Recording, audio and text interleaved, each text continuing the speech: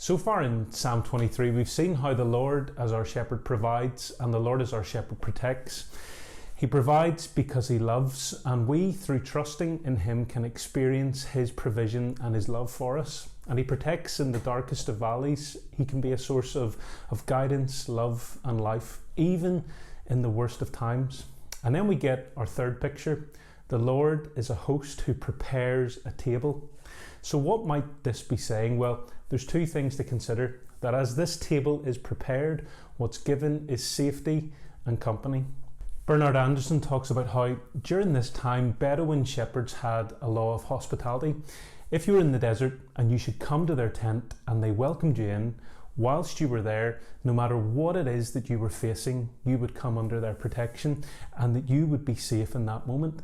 You can imagine the picture here is that coming out of the dark valley, even with the worst enemy surrounding you, due to the preparations of the host, due to him welcoming you in, due to there being a table set for you, there's a place now to rest, a place to be, and a place to enjoy the protection that's being offered. Safety here is provided, but not only that, there's a meal. A table is prepared, a cup overflows, and you have to assume that there would have been company in this moment, that this would have been a time not just to be glad of the security that you have, but also a time of enjoyment, that there would have been an experience of a relationship with the host. When you're in this tent, you have safety and company.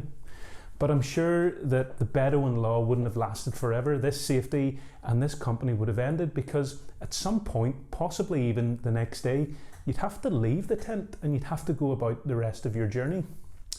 But this safety and company that David describes here isn't time limited. Goodness and love will follow me all the days of my life, and I will dwell in the house of the Lord forever. It's not that God is only for special moments or special times, or that God will somehow transport me out of the troubles and the dark valleys of life.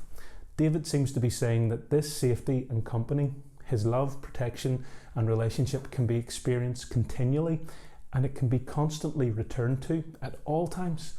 And as long as he lives for all the days of his life, David can trust that.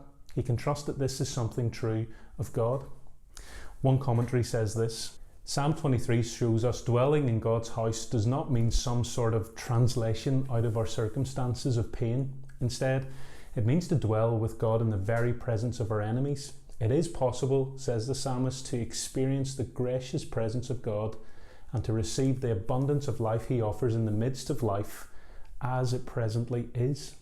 You know, I'm sure the psalmist had an eternal hope, a time to look towards for goodness and God's presence that wasn't yet seen or experienced, but could be hoped for and trusted would come.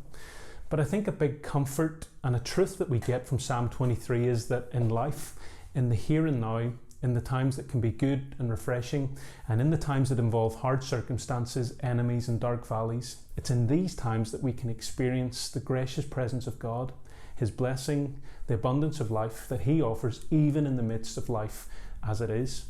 Is that something we trust? Do we trust him as our shepherd and host to be able to provide that?